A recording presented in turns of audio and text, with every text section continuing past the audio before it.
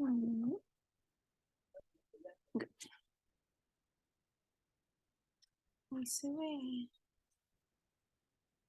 Se ve. Ok, bueno. A ver. Ok.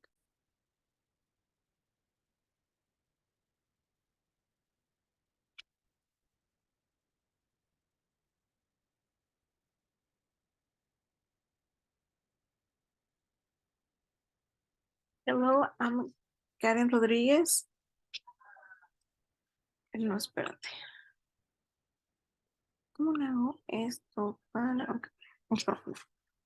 Hello, I'm Karen Rodriguez, and this is my final project, my cultural diversity, awareness, and pop culture. Well, I'm going to talk about Jane the Virgin. What is this about? It's about a young lady who is a virgin and she got accidentally pregnant, but how? Well, that's a funny story. Her gynecologist, which results the baby's father's sister, was Hanover and obviously got mixed up the test. Jane was supposed to go to a routine checkup, but in the other room was another patient who was supposed to have a sample taken from her husband's child. And because the hangover of the doctor confused the medical procedures, then 2 weeks later, Jane got pregnant with a stranger child. Also, Jane lives in a Venezuelan household and she's getting married. She was getting married with her 2 years boyfriend and she's still finding out what's going on with her life, and she'll be noted that she doesn't know the father's baby yet.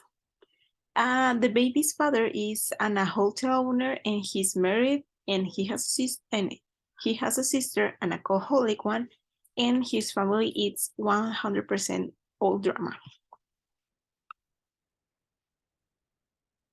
We're going to review the characters. This is Jane. We already talked about her, but she wants to be a writer, lives with her mother, Xiomara, and her abuela, Alba.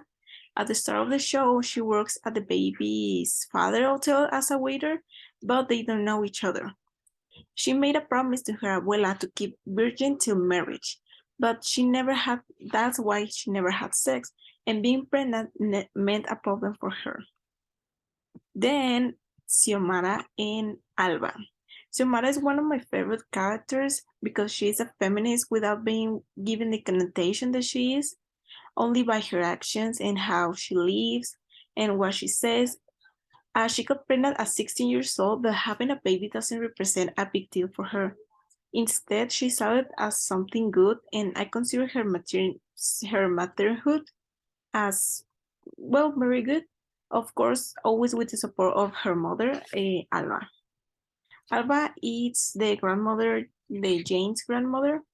It's a typical Latin abuela. She takes care of you, she scolds you, and she's like a super religious. I mean, seriously, she made Jane promise that she never had sex until marriage. I mean, come on. But still, she speaks Spanish most of the time, but when it's necessary, she speaks English pretty good. Our story starts here with her, and she moved from Venezuela to Miami. Then when she got married in Miami, they had Xiomara, and she is the only child. Then Mateo, her husband, unfortunately died, and they don't mention how or when. Then we're going to talk about Rafael. He's the baby's daddy and he is the Marbella owner.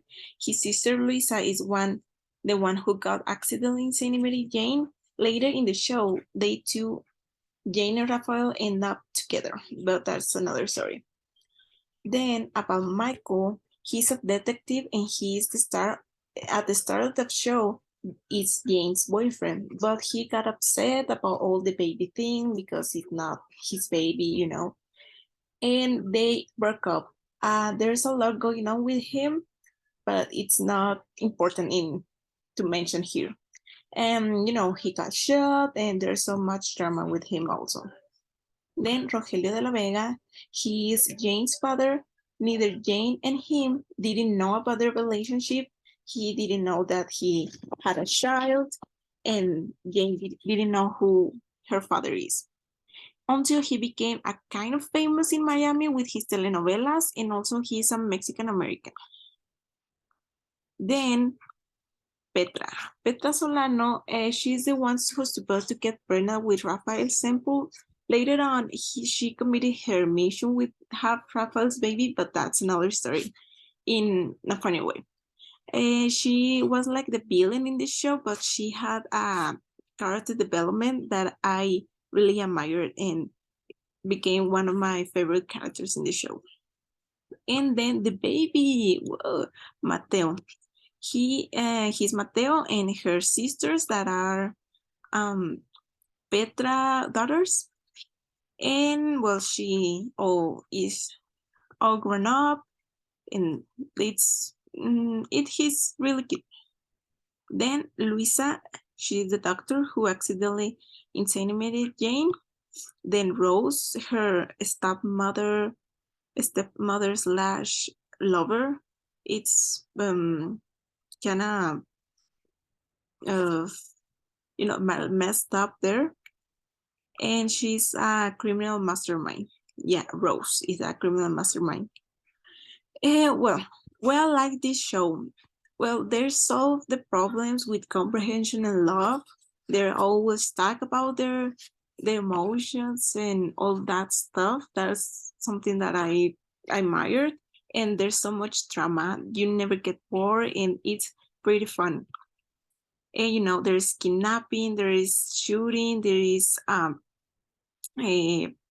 all this drama, birds at the bus, weddings at the bus. It's so much drama, you never get bored.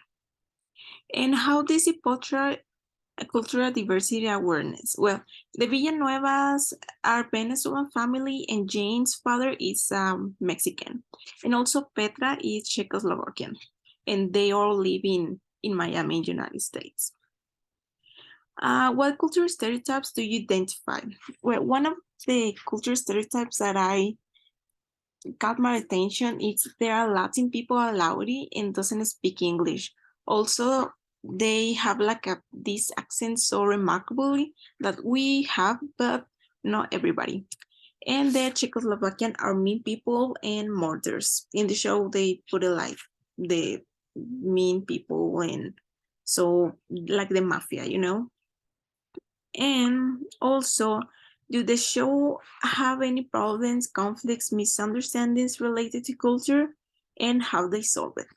Well, that's pretty fun because neither Jane and Raphael didn't met each other, and they are going to have a baby. Like, in what moment? So they have the conflict how to raise their baby.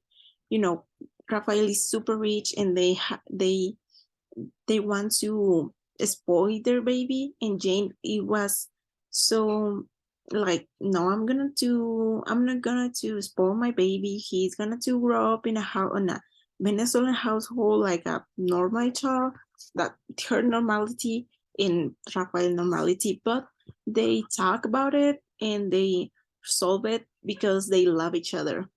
And that's pretty much how they go. This is a telenovela. Everything ends up well.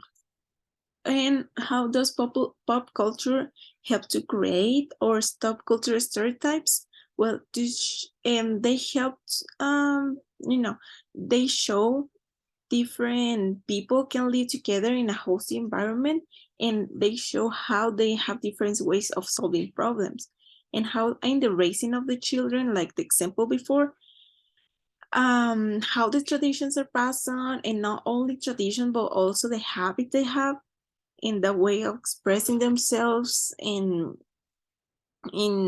that it's something that it's the pop culture help to stop. The Latin people are like, okay, they're not like so loudy and so dress up, they're intelligent, they're smart, they're with these ganas de vivir, and In conclusion, would you say I am a cultural aware person and why? Well, yes, I consider myself a cultural aware person because I know several cultures. I don't know meet it as well, but I know about it. I read about it. I see in the videos, and I respect them. But I still have a lot to know, to learn, and I would like to travel to achieve this. One of my boyfriend's travels here in Mexico and in the south of the country. There's a lot of culture to show. There's so many food, so many people, and there's a lot of this is, for example, in this picture, there's like a chocolate, and they put it like a chile habanero in the chocolate. That it's like insane. And this is from Merida in Oaxaca, and it's really give me the motivation to do the same. And he showed me all these travels and all the photos, and it's really like, oh my god, I want to know more about it. I want to go. And that's how I think I'm gonna achieve to be more cultural aware person. And that's pretty much about my presentation. I hope to see you in the next video. Bye.